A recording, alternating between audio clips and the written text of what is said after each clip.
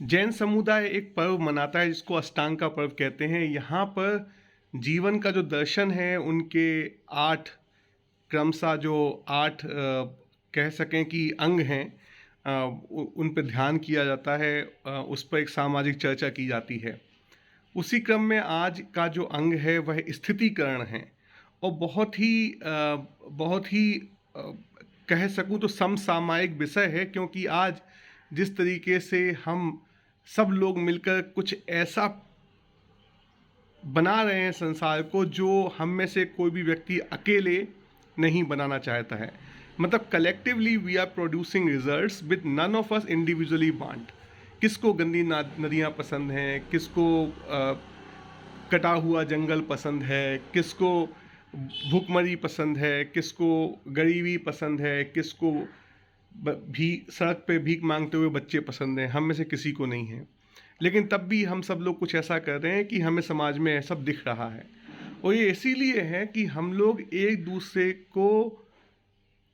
दूसरे के साथ मिलके अपने आप को सही रास्ते पे स्थित नहीं कर पा रहे हैं।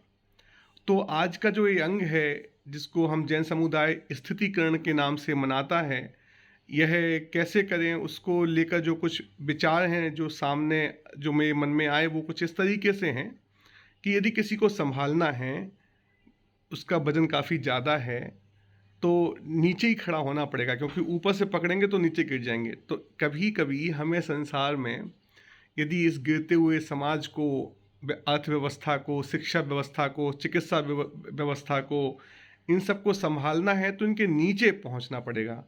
मतलब इसको इस हद तक समझना पड़ेगा कि ये सब हो क्या रहा है, और समझने के बाद कुछ ऐसे प्रयत्न करने पड़ेंगे कि भाई ये व्यवस्था जो नीचे गिरती चली जा रही है ये बच सकें। कृष्ण भगवान से जब पांडवों ने पूछा कि कलयुग में क्या होगा, तो एक चीज़ यह भी थी, भगवान ने बताया कि कलयुग में बहुत बड़ी चट्टान पहाड़ से नीचे गिर रही है, गोल गोल घूमते हुए नीचे आ रही है। काफ़ी लोगों ने प्रयत्न किया कि वो चट्टान नीचे आने से रुक जाए, लेकिन वो जो भी उसके रास्ते पे आए उसको कुचल देती थी। लेकिन एक घास का तिनका था, वो चट्टान उस घास के तिनके पर आके रुक गई। मतलब आज यदि हमें इस गिरते हुए समाज को रोकना है तो गुस्से से, क्रोध से, ये जो भी, या जल्दबाजी से, या परेशान होकर, या अपने कुछ विशेष लोगों को बचाने से नहीं होगा ठीक। आज हमें विनम्रता की शरण में जाना पड़ेगा। विनम्रता कुछ उस घास के टुकड़े के जैसे होती है जिस पे आके वो चट्टान रुक गई। बहुत गहराई में हमें उस घास के टुकड़े से सीखना पड़ेगा कि बहुत गहराई में बहुत मजबूत होना पड़ेगा, और संसार में जो हमारा प्रदर्शन हो बहुत ही सूक्ष्म हो, बहुत ही विनम्र हो। कबीरदास जी कहते थे कि यदि सामने वाले को, यदि आपको कोई व्यक्ति नीचे जा रहा है, वो अपने स्तर से नीचे गिर रहा है, क्योंकि हम सबके अंदर, ऐसा नहीं कि हम में से कोई ज़्यादा स्पेशल है, बस इतना सा अंतर है कि हम सबके अंदर जानवर हैं।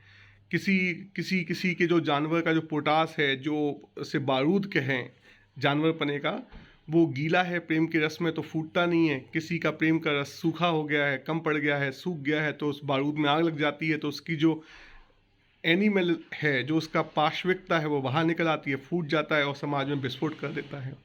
तो आज हम सबको, हमें कुछ ये स्वीकार करना पड़ेगा कि पोटास हम सबके अंदर है, हम सब जानवर बन सकते हैं। बस प्रेम के रस में जब तक हम गीला नहीं करेंगे लोगों को, तब तक तो बम फूटते रहेंगे, अग्नि कहीं ना कहीं से निमित्त मिल ही जाएंगे और विस्फोट होते रहेंगे। तो प्रेम के रस से गीला करने के लिए कबीरदास जी का जो चिंतन था कि जो विद्यावान है, मतलब इसको समझ में आती है चीज़ें, वो कोमल बने। मतलब ज्ञान जिसको हो वो कोमल बनता चला जाए। जो धनी हो वो निगर्व बनता चला जाए, मतलब वो मान ना करे। धनी मान ना करे और सबको बराबर समझे।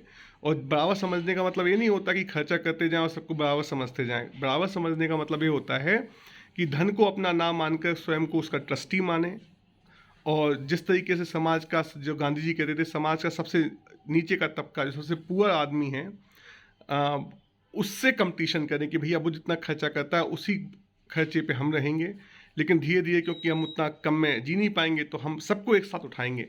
अलग से आगे बढ़ के कहाँ जाओगे? ट्रेन में कितना ही आगे पीछे हो लो, स्टेशन पे सब एक साथ ही पहुँचेंगे। यदि आप ट्रेन के सबसे आगे वाले डब्बे पे इंजन पे भी खड़े हो जाओ ना, तो भी पीछे वाले डब्बे से पहले नहीं पहुँच पाओगे। प्लेटफ़ॉर्म पे गाड़ी एक साथ लगेगी। तो हमें इस मद में कि हम स्वयं को बचा लेंगे, बाकी संसार जाए तो जाए, हम तो मंगल भाग जाएँगे, हम तो दूसरे ग्रह में भाग जाएँगे, ये सब्ज़ बाग दिखाने वाले लोगों की बातों में मत आइए। तो निगर्व जो धनी है वो निगर्व हो, मतलब उसे मानना हो, और वो अ, उसी तरीके का जीवन जिए जो समाज से सबसे नीचे का तबका जीता है, आदर्श प्रस्तुत करे और उसमें अपनी खुद की मान, मतलब कहानियाँ, अपने संसार को अपने हिसाब से बदलने की कोशिश ना करे। निगर्व मतलब बिना मान का मतलब अपना जो उसकी मान्यता है उसको संसार पे थोपे नहीं। आज उल्टा हो रहा है, आज धनी आदमी अपनी मान्यता को संसार पे थोप रहा है। वह चाहता है कि दुनिया उस जो उसकी सोच है वही सही है, उसकी मान्यता पे लोग इन्फ्लुएंस भी हो रहे हैं और हम सब लोग नीचे जा रहे हैं।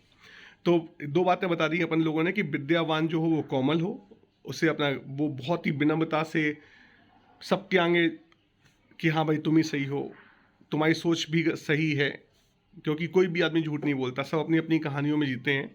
हमें सबकी कहानियों को एक्नॉलेज करना चाहिए क्योंकि वहाँ हमारे लिए भी सीख हो सकती है। तो विद्यावान कोमल हो, धनी निगर्व हो, और तीसरा जिसमें बल हो, मतलब जिसमें शारीरिक बल है, क्षमता है, नेटवर्क है, कॉन्टैक्ट है, वो क्षमावान हो, वो दूसरों को क्षमा करे। जब इस तरीके के एग्जाम्पल हमें समाज में दिखेंगे तो एक अंदर से आदमी को लगेगा कि ये कुछ नया है और उसकी तरफ आकर्षित होगा। वो सत्य जो है, उसी सत्याग्रह के पीछे, उसी सत्य के आग्रह के पीछे महात्मा गांधी की पूरी सोच थी। तो जब तक हम ये सब नहीं करेंगे, हम स्वयं को, समाज को स्थितिकरण में नहीं पहुंचा पाएंगे। स्थितिकरण करने के लिए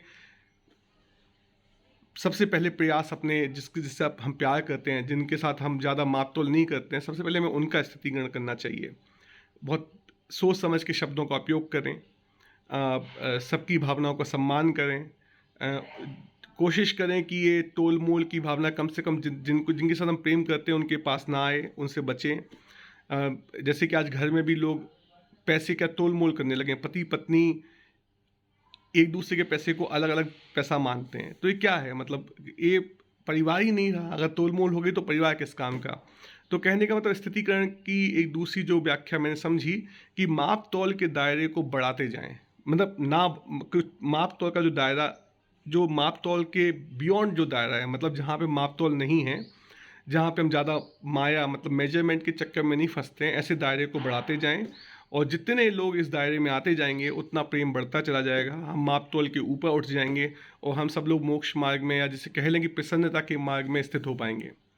तो इसी सोच के साथ चिंतन कीजिएगा कि इस नीचे गर्त में गिरती हुई व्यवस्था को स्थितीकरण करने के लिए, उसको 100 में स्थित करने के लिए, उसको उसको सुख, या कह सकेंगे शुभ के पथ पर स्थापित करने के लिए क्या-क्या करना चाहिए। जो भी आपकी सोच हो साझा कीजिएगा कमेंट सेक्शन में। बहुत-बहुत धन्यवाद।